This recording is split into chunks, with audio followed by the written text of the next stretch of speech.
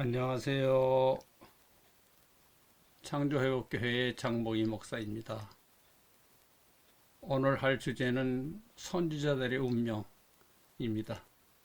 성경 말씀은 마태복음 11장 2절에서 15절까지입니다. 봉독하겠습니다. 요한이 오게서 그리스도께서 하신 일을 듣고 제자들을 보내어 예수께 여짜오되 오실 그이가 당신이 오니이까 우리가 다른 일을 기다리오이까. 예수께서 대답하여 이르시되 너희가 가서 듣고 보는 것을 요한에게 알리되 맹인이 보며 못 걷는 사람이 걸으며 나병 환자가 깨끗함을 받으며 못 듣는 자가 들으며 죽은 자가 살아나며 가난한 자에게 복음이 전파된다 하라. 누구든지 나로 말미암아 실족하지 아니하는 자는 복이 있도다 하시니라. 그들이 떠나며 예수께서 우리에게 요한에 대하여 말씀하시되 너희가 무엇을 보려고 광야에 나갔더냐? 바람에 흔들리는 갈대냐? 그러면 너희가 무엇을 보려고 나갔더냐? 부드러운 옷을 입은 사람이냐? 부드러운 옷을 입은 사람들은 왕궁에 있느니라. 그러면 너희가 어찌하여 나갔더냐? 선지자를 보기 위함이었더냐? 옳다. 내가 너희에게 이르노니 선지자보다 더 나은 자니라.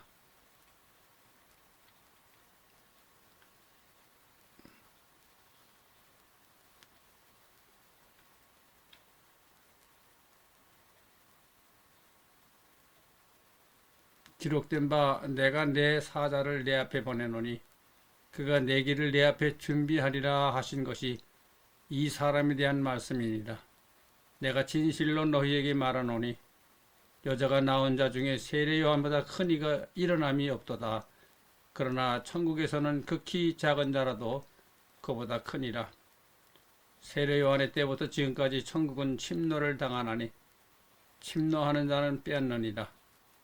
모든 선지자와 율법이 예언한 것을 요한까지니 만일 너희가 즐겨받을진대 오리라 한 엘리야가 곧 이 사람이라 귀 있는 자는 들을지어다. 장어로 본 성경맥은 11장이니까 여기서 요한과 예수 세상에는 여러 종류의 사람이 있습니다. 보통은 세상을 살아가는 동안에 유별나게 살아갈 필요가 없습니다. 그저 둥글둥글하게 살며 심각하게 따질 필요 없이 무난하고 편안하게 살면 된다. 너무 빈곤하지도 말고 적당하게 소유하고 남에게 손가락질 당하지 않고 점잖다는 말을 듣고 사는 것이 우리의 희망이죠. 특별하게 유별나게 사는 것은 자기도 괴롭고 또한 다른 사람들에게도 덕이 되지 못하는 경우가 많습니다. 그러나 한편 어떤 사람은 만사를 대단히 심각하고 어렵고 까다롭게 생각하는 사람이 있습니다. 예를 들어 종교 문제 같은 것을 보면은 어떤 사람은 그저 형편되는 닿는 대로 믿고 따지며 생각하는 사람이 있는 것입니다.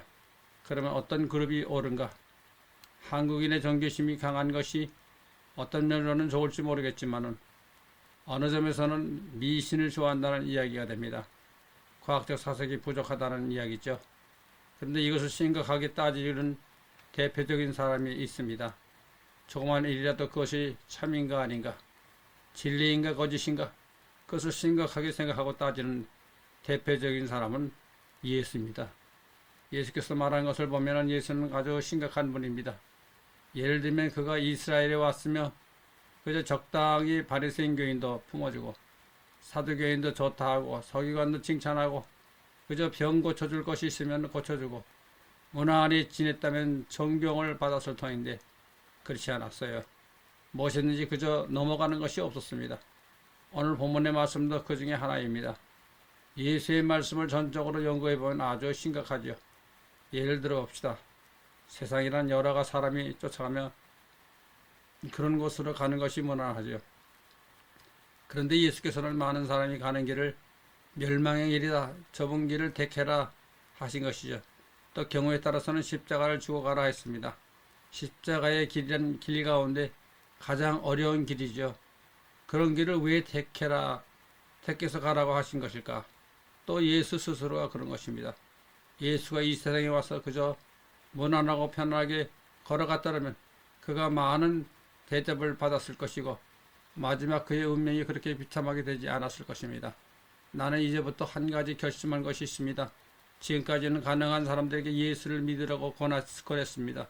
그러나 이제부터는 예수를 믿지 말아라. 또 경우에 따라서는 너는 예수 믿을 자격이 없다. 이렇게 말할 것입니다. 예수라 하는 분은 그렇게 심각했습니다. 어른손이 범죄하거든 그 손을 찍어내버리라. 얼마나 심각한 이야기입니까? 예수를 믿으려면 그렇게까지는 못하더라도 그 정신을 따라가려고 노력해야 할 것이 아닌가. 그렇게 하지 못할 바에는 예수를 믿지 않는 것이 낫습니다. 그저 형편대로 예수를 믿으려면 예수를 믿을 필요가 없는 것입니다. 예수를 믿으려면 그의 말씀대로 노력하고 따라가야 되는 것입니다. 또 믿음이라는 것도 문제입니다. 저 혼자서 아무렇게나 믿고 있습니다. 요사의 교인들이 하나님 하며 하나님은 전지전능하시다. 그렇게 믿고 있으면 된다 하고 있고 또한 내 모든 죄도 용서해주고 죽으면 천당도 보내준다. 그렇게 혼자 생각하는 것입니다. 그것은 예수 믿는 것이 아닙니다. 다시 말하면 예수는 모든 것을 심각하게 판단하고 걸어가신 것입니다. 예수께는 조그만 흠집이라도 용납 안 되는 것입니다. 그런 거로 너가 나를 따르려거든 십자가를 지고 따르라 하신 것입니다. 여러분 십자가를 지는 것이 쉬운 일입니까? 옛날 로마 시대 십자가를 진다 하는 것이 이 세상에서 햇빛을 보지 못하는 생활이었습니다. 우리 주위의 환경이 옛날 그때보다 예수 믿는 것이 더 힘들게 되어 있습니다. 지금 우리의 주위 환경이 모두 허위이고 거짓이고 공포이고 그런 거로 예수를 믿으려면 각오가 필요한 것입니다. 그러므로 나는 특별한 사람에게는 예수를 믿으라고 말하지 않을 것입니다. 또 한 가지 몇 해 전부터 생각한 것이지만 성경 말씀을 안 가르쳐 줄 것입니다. 왜 그런가 하면 진주를 돼지에게 던지지 말라 하지 않았습니까? 그전에는 내가 성경 가르치기를 좋아했었습니다. 그러나 이제부터는 성경을 안 가르쳐 줍니다. 아주 심각하게 따지는 사람이 있으면 조금 가르쳐 주지만 그 외에는 성경을 안 가르쳐 줍니다. 지금도 내 마음 한구석에는 저런 사람들이 또 무슨 성경을 가르치는가. 오늘 성경 말씀은 세례 요한이 예수께 사람을 보내서 오실 리가 당신입니까? 다른 사람을 기다려야 하는 것입니까? 하고 질문한 것이죠. 그것은 세례 요한이 메시아를 기다리고 있기 때문입니다. 메시아가 이스라엘에 오면은 이 나라가 완전히 독립되고 온 세계를 정복하고 이스라엘 세계에서 가장 위대한 국가를 만들 것이다. 그런 기대가 있는 것입니다. 세례 요한은 그 약속의 메시아가 예수인 줄 알았는데 예수의 행적을 보니까 그런 것 같지 않다고 생각한 것입니다. 메시아란 직분은 대제사장과 왕의 직분을 겸한 것인데 예수는 평범한 사람과 친구가 되고 아무리 기다려봐도 메시아의 모습이 보이지 않았다는 생각한 것입니다.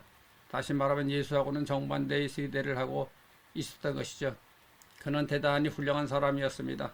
자기 민족을 위해서 심각한 생각을 한 사람이었습니다. 그래서 옥중에서도 사람을 보내 당신이 정말 메시아인가 아닌가 물은 것입니다.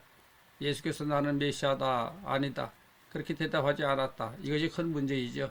소경이 눈을 뜨고 벙어리가 말을 하고 문둥병이 고쳐지고 죽은 사람이 살아나고 또한 나를 따르는 자에게는 복이 있다. 다시 말하면 사건을 나열했습니다. 예수께서 자기가 한 일을 나열하고 그대로 요한에게 말하라고 그 제자들을 돌려보낸 것입니다. 오늘날 예수 믿는 사람들은 큰 결점을 가지고 있습니다. 무엇인가 예수를 인격적으로 믿습니다. 이것이 큰 잘못입니다. 이것이 근본적으로 예수를 모르는 까닭이죠. 오늘 여기서 세례 요한도 당신이 메시아입니까? 아닙니까? 이렇게 묻는 것도 예수를 인격적으로 상대하는 것이죠. 우리가 근본 문제에 있어서 하나님을 믿는다든지 예수를 믿는 것을 인격적으로 취급하는 것이 아닙니다. 그래서 소경이 눈을 뜨고 벙어리가 말하고 안진뱅이가 걸으며 문둥병이 깨끗해지고 이 모든 사건을 나열해서 말하는 것은 이 사건을 가지고 종합해서 인식하라 그 말입니다. 이것은 인격을 초월하는 것이죠. 대단히 힘든 것입니다. 예수께서 사건을 나열해 말한 것은 그 사건 내부에 잠재되어 있는 원리를 파악해서 자기를 인식하라는 뜻이죠. 그것은 인격에 대한 관한 문제가 아니죠. 아주 심각한 말씀인 것입니다. 세례요한은 이와 같이 인격적 상대로 예수를 메시아인가 아닌가에 질문에 예수께서 계속해서 자기 제자들에게 하는 말이, 여기 복음에는 여의 나온 자 중 세례 요한이 훌륭한 사람이 없다라고 써 있습니다. 그것만 보면은 세례 요한은 인간 중 최고라는 것을 들립니다. 그것도 잘못이죠. 그 밑에 보면 세례 요한은 누구인가 하면은 선지자다, 그런 이야기입니다. 세례 요한에 대해 예수께서 하신 말씀이, 너희가 누구를 보려고 광야에 나갔더냐? 선지자를 보려고 나간 것이 아니냐? 이스라엘 여자 중 나온 자 선지자들 중에서 세례 요한보다 더 훌륭한 사람이 없다. 그런데 이 마태복음이 더 큰 사람이 없다 했으므로 그와 비슷한 사람이 있습니다. 그러나 누가복음에는 이 선지자보다 더 큰 사람이다 첨가되어 있습니다. 내가 연구한 바로는 마태복음의 말이 더 정확한 것 같습니다. 다시 말하면 이스라엘 여인이 나온 선지자 중 세례 요한보다 더 큰 사람이 없다.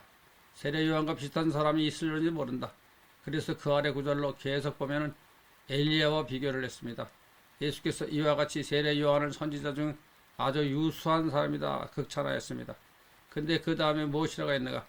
그러나 천국에서는 가장 작은 사람도 세례 요한보다 더 우월하다 했습니다. 이 말을 가지고 보면 세례 요한은 천국에 못 간다, 그 말이죠. 천국에 있는 사람은 아무리 적은 사람이어도 세례 요한보다 낫습니다. 그러면 이스라엘 선지자 중 첫 그룹에 든 세례 요한이 천국에는 못 간다. 그것을 다시 심각하게 따져보면 어떠한가? 세례 요한이 가장 우수한 선지자인데 천국에 못 간다면 그 밑에 그룹에 속한 선지자들 역시 천국에 못 들어갑니다. 그 말인 것이요. 그런 거로 이스라엘 선지자 그 누구도 천국에는 못 간다는 뜻이 되는 것이죠. 예수께서 죄를 병이라고 했습니다. 예수는 죄를 고쳐주는 의사이지 그 죄를 덮어 씌우는 사람이 아닙니다. 그런 거로 예수 믿는 우리가 죄가 있다면 그 죄를 고쳐야 합니다. 그 죄를 고쳐야 천국에 갔지, 그 죄를 그냥 두고서 결단코 천국에 못 갑니다. 천국은 죄인이 가는 것이 아니고 완전한 사람만이 가는 것이죠. 그 완전하게 만들어주는 분이 누구이십니까?